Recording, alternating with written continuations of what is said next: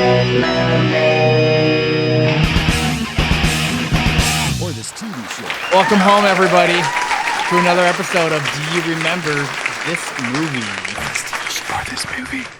Oh, yes. We have a doozy for you tonight. Kind of a chop suey type kind of thing. Wake up! Or a guitar. What a film. What's up, Tramp? What's up, Cam? Should I announce what it is, or should we let Cam do that? Let's let Cam do that. We'll let Cam do that. We'll let Cam tell us. And once again, it's time for the synopsis with Cam. The synopsis with Cam. Tonight we do have a real gem for you. We're going to be discussing, I suppose, Six String Samurai. And here's my synopsis. And guys, buckle in. This is probably my most complicated synopsis I've ever done. I would expect a daytime Emmy for it. Okay, you guys ready? Yeah, 3, 2, 1. Ah! Oh my goodness. And scene. I have to say that's probably the best synopsis. Did you write that down? Oh yeah, I definitely I wrote it down. I wrote the whole lead up to it. Yeah. And you rehearsed it, right? Yeah. I was standing in front of the mirror for hours. Well, that kind of reminds me of somebody who's in this movie, and I would love to tell you guys. Yeah, let's find out the origins of the.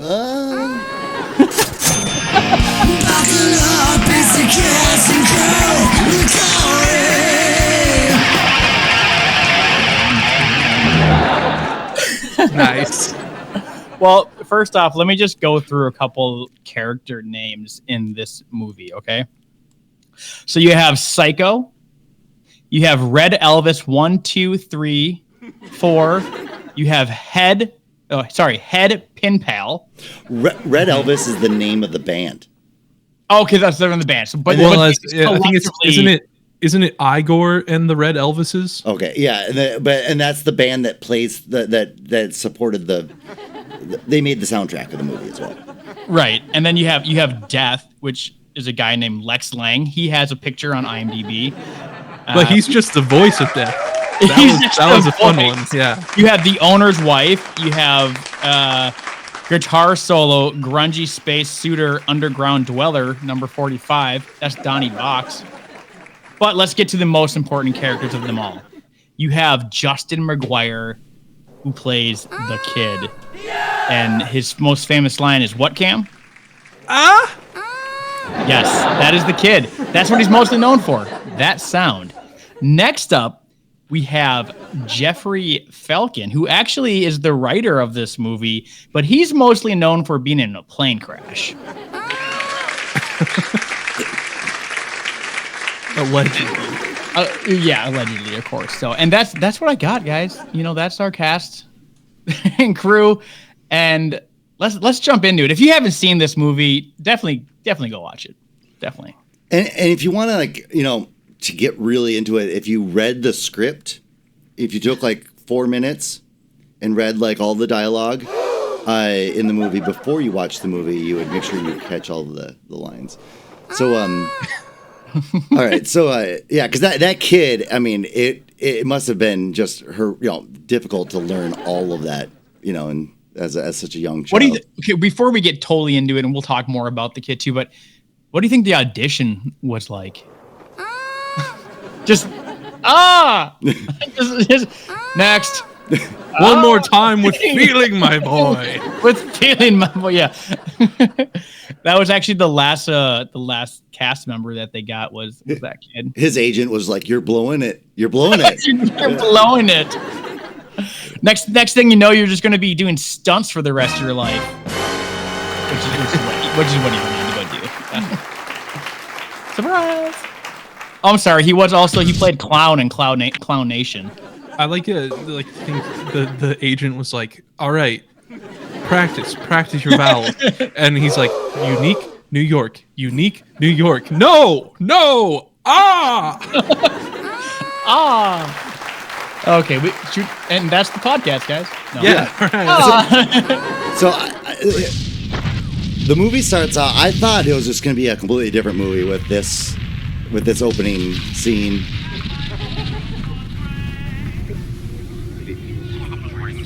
And it has like the longest detail.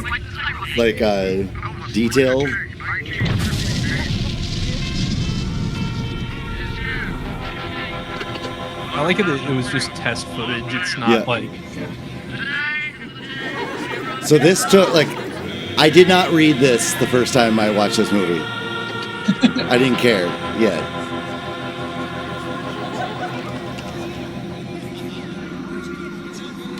I just love how that's the you got guitars and you got swords. Let's make a movie. Yeah, I think that's what they had, and they're like, "What should we do with this?" And six-string samurai, let's do it. And that's not actually Wolfman Jack. He's doing his best. Yeah. Yeah. That's actually the kid. Yeah. So let's meet the kid. So okay, most of the first 35 minutes of this movie is this.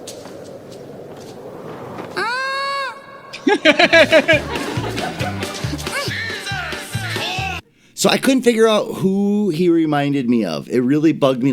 I know he wasn't anybody else, but this reminded me of something, right? Ow! Hey, Dad! Look, it's the good stuff.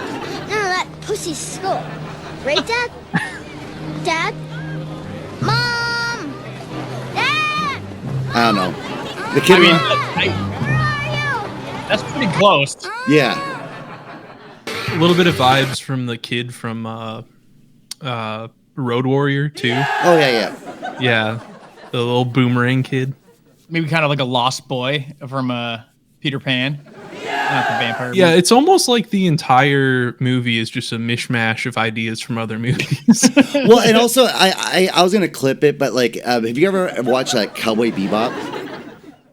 Yeah, a few episodes. This just feels like that. It has that same type of overdubbing. It has the fight that lasts 3 minutes, but it really could have taken in real life 15 seconds.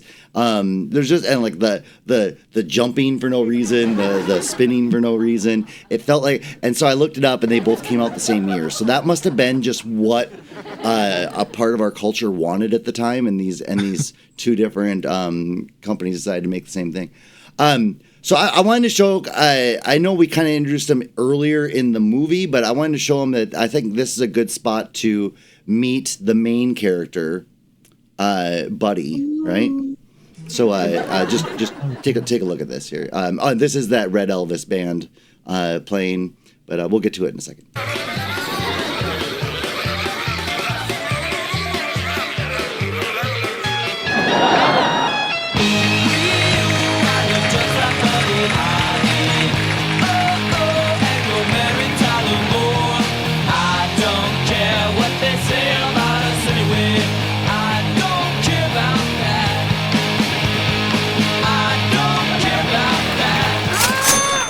So yes, he's supposed to be Buddy Holly.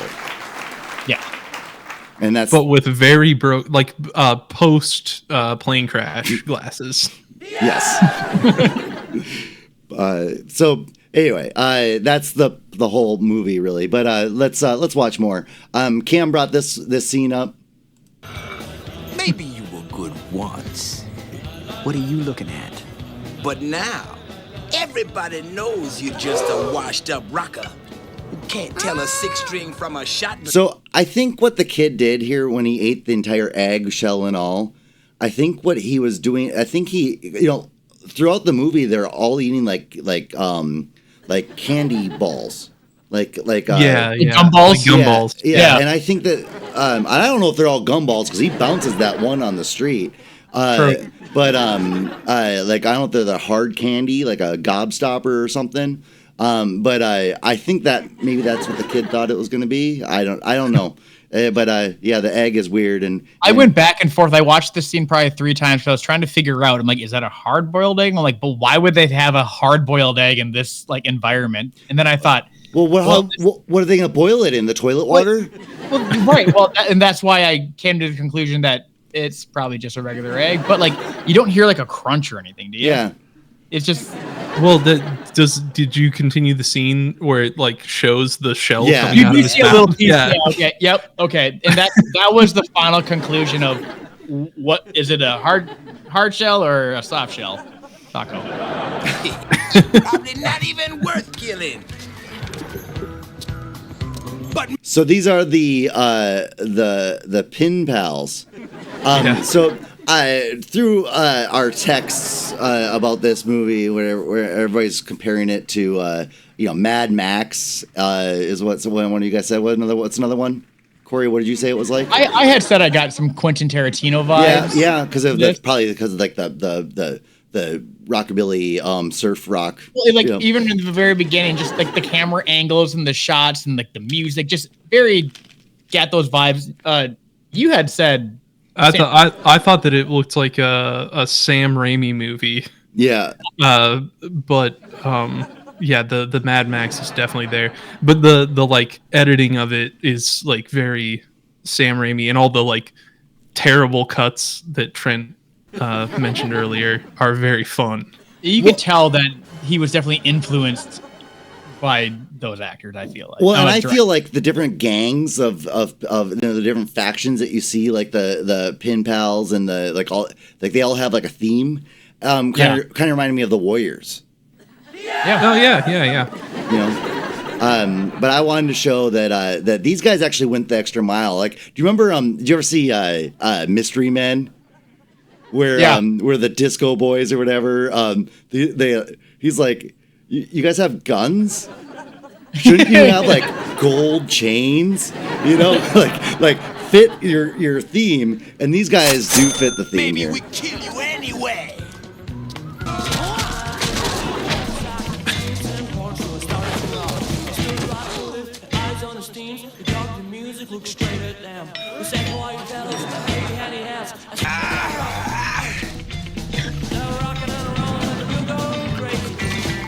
I just remembered how they introduced themselves. Hi. To one of them.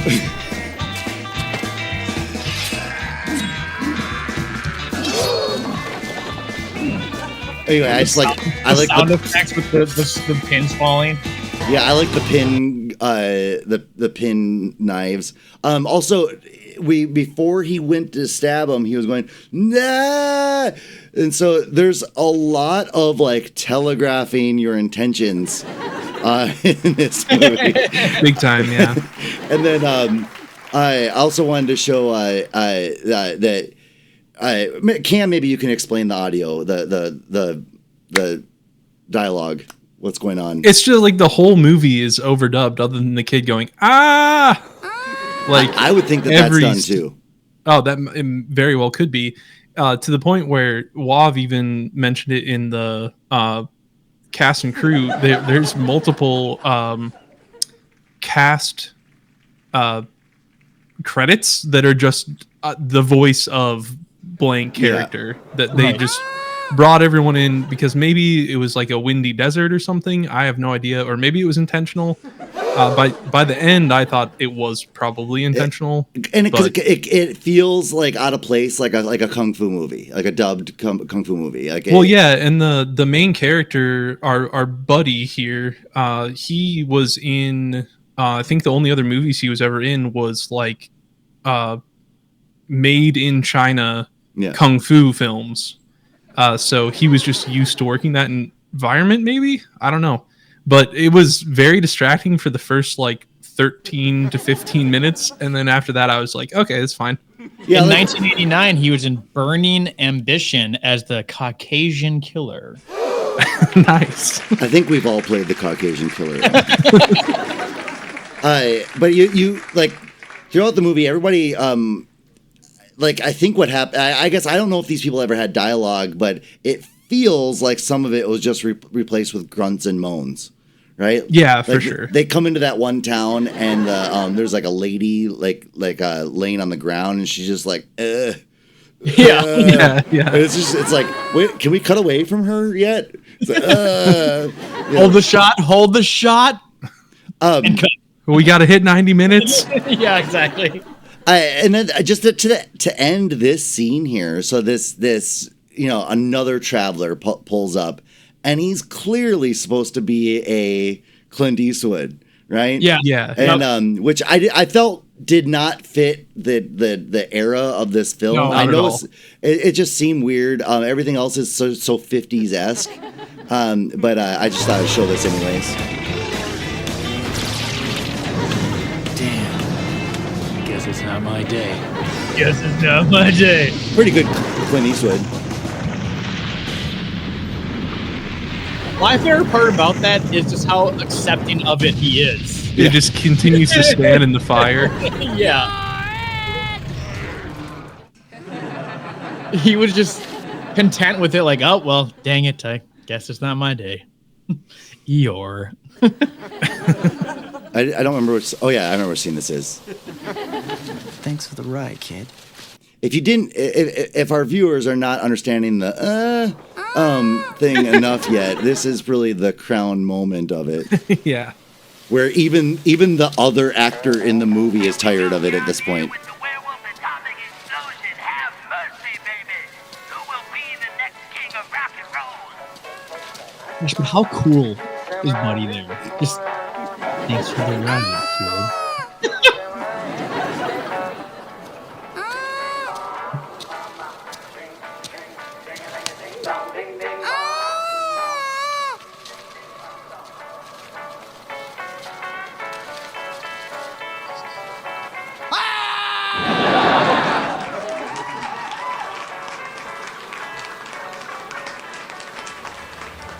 In a few of those close-up scenes, he looks like the dude from Letterkenny, Wayne. Oh, wait. Yeah, sure. Yeah, he kind of has the same scowl. Yeah. Yeah, Abandoned and broken-hearted down there on that lonely highway. pitter patter. Call back to the Pin episode.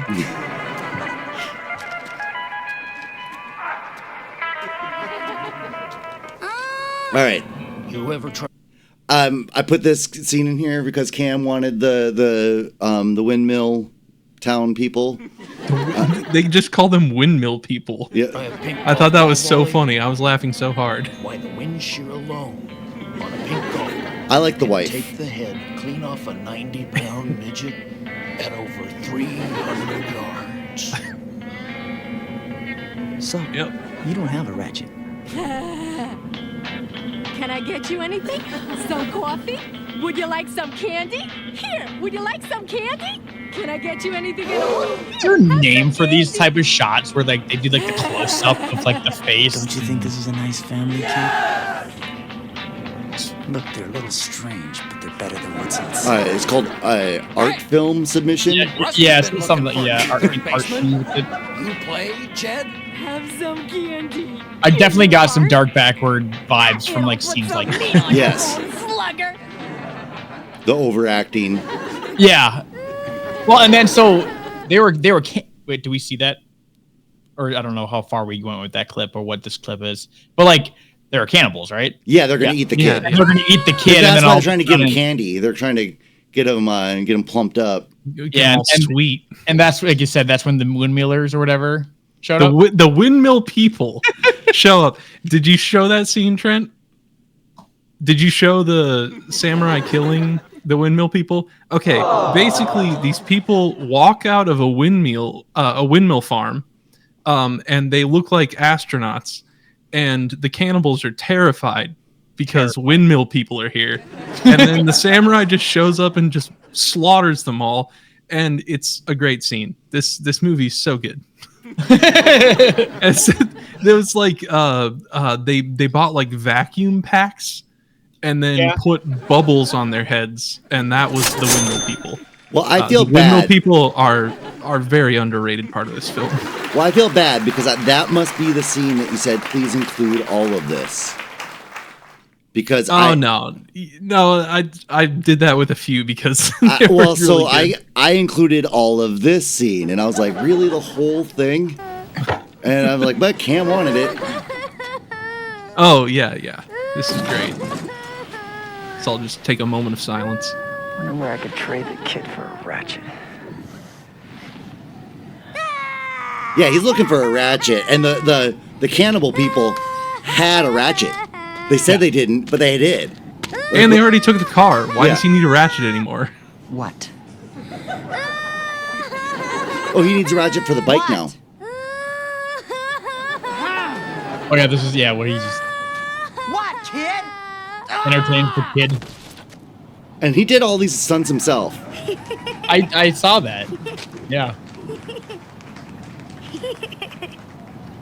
And this is where the scene should have ended. Yeah. Should have just kicked him in the head when he got up there. That was pretty impressive.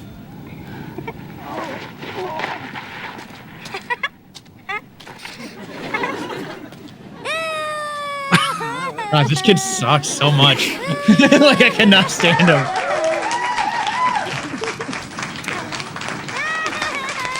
You think that this actor, this kid, what's his name? Justin McGuire. Do you think watching Jeffrey Falcon or Buddy Holly here do his own stunts influenced him to do stunts as an adult? Absolutely. I think that's kind of where I'm going. That scene changed his life. I should have put my. It changed mine too. I should have put my clips in a different order here because I'm going to show you. Because after that scene, I was like, I know who he reminds me of, but we'll get to it in 1 second. This is actually supposed to be Richie Valens. You're a coward! Because this is what happened before they got on the plane. But again, he's telegraphing his intentions again. So his shoes fell off.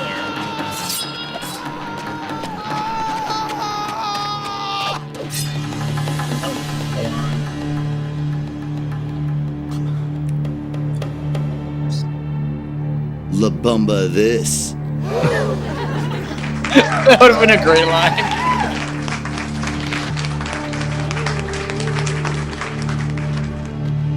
I just think it's fun to roll down a hill. Did he do it? He did his own stunt too, I think. Right there. Rolling down the hill. Yes.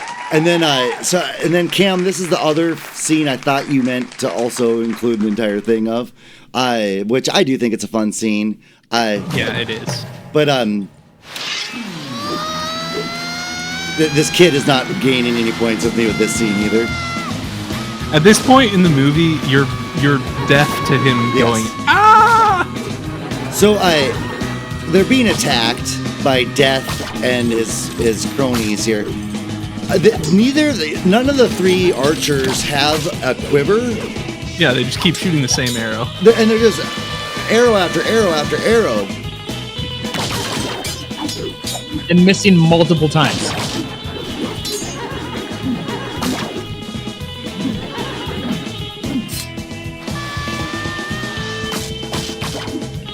And the kid using the guitar as a sled is funny. Again, he's doing all his own stunts. But I'll show you who this kid reminds me of, because I couldn't put my finger on it until about 2 hours ago. Right?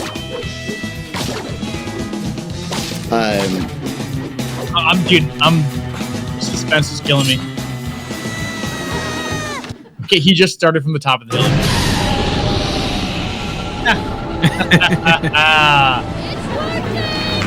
Wow. Yes. That's really He nice. sucks too. Totally does.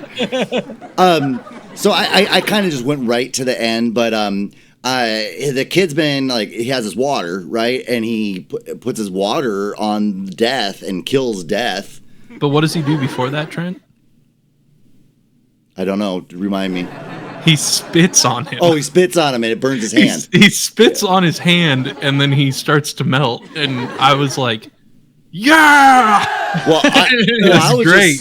I was just like, this reminds me of Wizard of Oz, right? Oh, it's a beat for beat. Yeah, and then but then this part where Buddy dies, spoiler alert, and This reminds me of how Obi-Wan just evaporated. Disappeared. Yeah.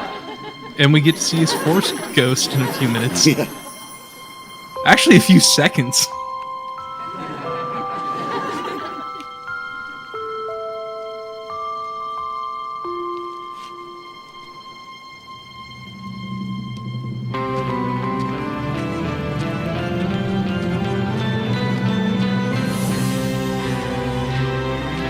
Harry Potter and the Six-String Samurai. No, and then he's going to Oz. Yeah, exactly. But I don't understand the artsiness here. He gets big. It's like Tom Hanks. No, it's Buddy, his Force ghost. Yeah, but he like turns into him. Well, I can see what you're saying, Cam, but I also see what Trent's saying too, because I got both those vibes. I'm like, is that just like the ghost Buddy Holly, or is that just a really long walk to where he's going and he grew up? Yeah, or was the kid, did the kid imagine Buddy Holly this entire time, and it was all, is this like Fight Club? Is there, does the kid and then end up becoming the Buddy Holly? Or did Buddy Holly imagine the kid? Or did the kid die? Did the kid wish to be big in a Zoltar machine? I have a good answer for this. They were trying to make a trilogy. The sequel, a full-on trilogy. Yeah, that I read that, and it never. I don't know why it never happened. Probably because they spent $2 million on this and made like $160,000. Why would they need? Why would it? How did this cost $2 million? That's what I thought, and then I was like, oh, what was it, like 97, 98? Yeah, like on the 97. Then, that's a pretty normal low budget movie for that era. The sequel, 4-String Ninja, came out a couple years later. It's just a banjo playing. How much duct tape would have to be on the back of the banjo there was for a shuriken? And then the final movie was called 7-String Idiot. Yes. Yeah. Oh yeah. The release date September 18th, 1998. So this is this takes place in the 90s, though, correct? They said. They mess it up. I was going to mention that during the little preamble there. They screw it up because they say that it was in 1957. We can go back here and find it. Yeah, 57 was when the bomb dropped, yeah. And then 40 years later, the King of America died. Who was Elvis, by the way? Who was Elvis? Yeah. But Buddy Holly wouldn't have been 40 years older than Buddy Holly. You know what I'm saying? But if this is supposed to be Buddy Holly isn't 40 years older than Buddy Holly was in 1957. Correct. Right? Yeah. Like there's the timelines wouldn't. The timeline was broken before they started. That's why God killed him in that plane crash. Because he knew that he was sent to this earth to be a immortal God King. Yeah. Of Lost Vegas. So to reiterate what Cam said a moment ago, yeah, the box office, it says it was the budget of $2 million, gross worldwide. Wow. $146,105. Oh shit! I highballed them, dude. They didn't even make $200,000. Yeah, it is, and that's why you can see this movie for free on the old YouTube. Yes. Other streaming services are available. Like, I bet you these people put like all of their money into making this movie. And then, where are they? Yeah, because this was basically a vanity project, which is kind of cool. I didn't realize that until after, and I was like, "That's a pretty cool vanity project." Well, yeah, because the guy playing Buddy, Jeffrey Falcone, or Falcon, however you want to say it, he's not in anything else. And he wrote and I think produced this, and then that was it. You were right. Yeah, he's been in a lot of Japanese foreign films. Well, because he's very good at kung fu. Obviously, we've seen that in this movie. You think we could get a hold of this guy? You could probably find him. You got a phone number? Here we are, the calling random people part of the podcast. I can't wait until that pays off one time in this podcast. Yeah, but remember the deal is that you're not the one calling. I don't call for my number. I get calls all the time now. Maybe we should just get a "Do you remember this movie?" cell phone just to make just a burner phone. Cricket wireless podcast burner phone. Oh goodness, and the ringtone would be I'm sorry. Do you remember this movie? Cannot accept your call at this time. Please leave a message after the. Oh goodness. Okay, if you're watching this and you haven't seen this movie, like I said earlier, go watch it and then come back. And watch regardless this of our enjoy this with us. Yeah, regardless of our ratings, we're about to do it. Please, it's a must see. Well, hey, Chris Gore from Film Thread gave this 5 stars. Pure cinematic, can't even talk, enjoyment. Wildly original and highly 5 out of 5? Yeah, they just said it just says 5 stars. It just says 5 stars. It's 5 out of 37. Exactly. So, yeah, Vegas needs a new king. Man. We should find the soundtrack. Anyways, no, we shouldn't. I was looking for it today at work all day. There's no luck. No, maybe some cassette in a Goodwill in Indiana somewhere. So there were some pretty cool guitars in this, but I didn't know what any of them actually were. When I say cool guitars, like they just it bummed me out that he wasn't playing a Strat. I mean, you should have been a classic. 3-color burst. Yeah. So speaking of, like, what condition would that guitar be in at this point? Well, that was kind of one of the jokes of the movie is the guitar would just disappear for every fight scene and then he'd just pick it up off the ground. I swear there was a moment where I saw no strings on the guitar, but I wasn't 100% sure. Yeah, and like when he hits those dudes at the end with the guitar, like I thought that was going to be the end of it. Like that. When he went over his head with it? I thought that was gonna be the end of the guitar because it is a hollow body, right? It's not. Yeah, but we're reminded of that several times in the film. So it's not a semi-hollow; it's a full hollow. So which amplifies itself. Nah, not really. no, magically. I know. Yes, that's what I'm. Yeah, because every time he played, like, where's he plugging into? And then I think that so Death has like a white Strat, right? So Death, I thought the guitars weren't. They should have spent part of that $2 million on a music consultant just to put. Well, and Death's supposed to be Slash, right? I honestly am not sure. That's the vibe I got. He had the top hat and he kept saying like, "You have to play heavy music, man." He had a white American Stratocaster with 3 single coils and a whammy bar. So I tried quoting Wayne. Oh yes, it will be mine. Okay, I think I failed at it, but I was. Yeah. I'll go first on my last. I have no idea where I'm gonna rank this, so I'm just gonna parrot whatever everybody else says. Okay, so I'm gonna say that it was definitely a movie I want to watch again, and I would like to maybe watch it in a more clearer resolution. I felt it was kind of grainy, so it was kind of hard. I would also want to maybe watch it again while playing guitar or something. But he had a lot of cool moves, and there were a lot of random ideas thrown at us during the movie, and I did not realize that was supposed to be Richie Valens. So that kind of was cool. I'm gonna keep this real simple. It's called 6-String Samurai, so I'm gonna give it a 6.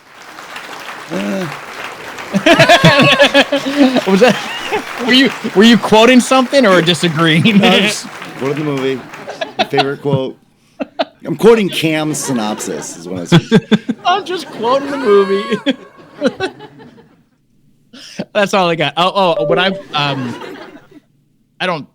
I wouldn't buy it. I mean, you don't have to. So, but I would definitely recommend it to all my guitar playing. Yeah, it'd be neat if there was like a better version of this out there, but I'm gonna guess there's not. Well, and I was waiting for like the guitar, like him to like pull the guitar neck off of the body or something, and it'd be like this cool blade, but that's kind of not practical. No, it's just duct tape to the back of his Yeah. guitar. And then the kid takes it down it's a slide. He's also uses it as a pillow at one point in the movie. That was pretty funny too. Maybe we'll show that at the end. Yeah. Anyways, who's next? Cam. How about you? How about me? Okay, sure. I'm you to whoever. I'm gonna go with a 9. Jesus. I thought this was awesome. The last 30 minutes were literally like it felt like no time had passed and all the time had passed. He fights the Red Army in the schlockiest scene I've ever seen in a movie. And then immediately fights death and the 4 horsemen of the apocalypse. And I think he dies like Buddy we're talking about here. He dies probably 3 times in the last half hour of the movie. It's hilarious. It's awesome. Shout out to the windmill people. The only reason I wouldn't give this a 10 is that it's a beat for beat remake of Wizard of Oz. And also, we forgot to mention the funniest line in the movie when it's like a random biker in the town that he's in before the final sequence says, "If I were you, I'd run." And then in the worst, like, little turn to the camera and also bad ADR, he says, "If you were me, you'd be handsome." I thought that was so funny. I laughed for so long I had to actually pause the movie. Great B film. Everyone should watch it. I would buy it, and I'm going to recommend this to many people, as I have done. Well, and at the end, they're like, "Hey, if you ever need a band, call us." Yeah. After he kills Death. Yeah. The horsemen of the apocalypse are just like, yeah, hey man. Well, no, they speak like silly, right? Don't they? It's like, yeah. Hey, if you ever need a band, yeah, they're like, we just lost us a call. Like, what are we gonna do, guys? And they give him a card. Yeah. So I'll say, I guess my interpretation of this movie is a little different than you guys. It was so I watched it twice. Right. So the first time I watched it, I was just like, this is taking forever. Like that. The first 40 minutes of this movie is a painstaking process. You're just like, come on. I don't know what's going on. I feel like I should rewind it and read that whole thing again. I was like, I don't know. I like weird movies, but I was like, but it has to do something. And then it goes from like 0 to 60 quickly, right? I guess I have to fault the movie for that. Like I guess it's funny and clever that the first half of the movie is just dragging as slow as possible, and then the end of the movie, you're just like, wait a second, slow down. I don't know what's going on now. You know, the third act saved the movie. Exactly. So when I was watching this the first time, I was like, man, Corey picked a stupid movie. This is dumb. I don't like it. No, he did. He did pick a really stupid movie. But when it got to the end, I was like, okay, now I have to rewatch it because So I'm gonna go with how about this? I'm gonna modify. I'm gonna take Corey's score, but I'm gonna modify it. So I'll do 6 minus 1 for the so I'll give it a 5. That's a combined score of 37. Oh yeah, that's right. We're doing combined scores now. And then you gotta like flash that on the screen. You guys think that I'm you have all that I have a $2 million budget here. No, it's a 20 as quick math here. But I would recommend this to people, and I would buy it if there was a clean version. I don't think that we're going to find that. Even the still images of this movie online are not very good. No, they probably got those from YouTube as well. So the what we saw is probably as good as it's gonna get. I would agree with you that I was thinking the same thing when the first 30, 40 minutes where you just like, what is happening? And then you meet the kid and you're like, what is happening? Like, why is he just making those noises? And then he actually does talk later. Like, he actually said some words. What did he? Do you remember? You guys remember that part? Yeah, and then the buddy's And then he like, went back I to liked it. you. I liked you better when you were doing I that. liked you better when you just. Yeah, he says, "What the hell?" And then Buddy's like, "What did you just say?" And he's like, I mean, no." And then Buddy presses him harder, and he's like, "What's your name, kid?" And then he turns to Buddy and he says, "The kid." The kid. I love it.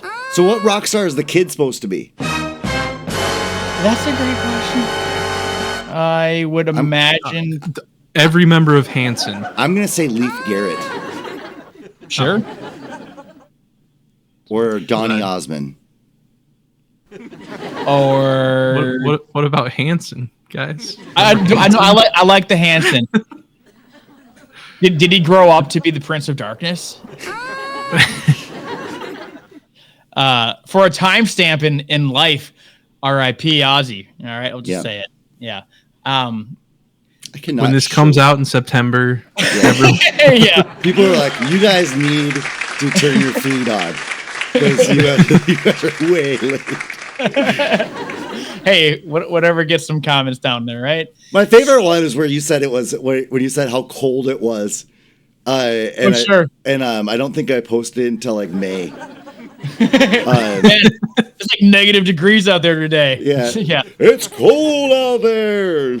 Yeah. Oh, is that? Yeah, that's when we did the whatever, the ski lift one. Oh yeah. That had to be it. Yeah, Frozen. Oh, so long ago. But hey, you can catch all our episodes on our YouTube channel. And once again, thank you guys for hanging out tonight. Thanks for watching this movie. Hey, I randomly picked it. It was one of those, swipe down. This has been the best random selection I think we've had on Tubi. Literally, we were talking, and I just like, what about this movie? The guy has a guitar. So this one actually breaks our rule though, because none of us remember this movie. Yeah, we actually don't. Will you remember? Would you kindly remember, good sir? Well, for everybody out there, hopefully you remember this movie, and hopefully you enjoyed this episode on Do You Remember This Movie?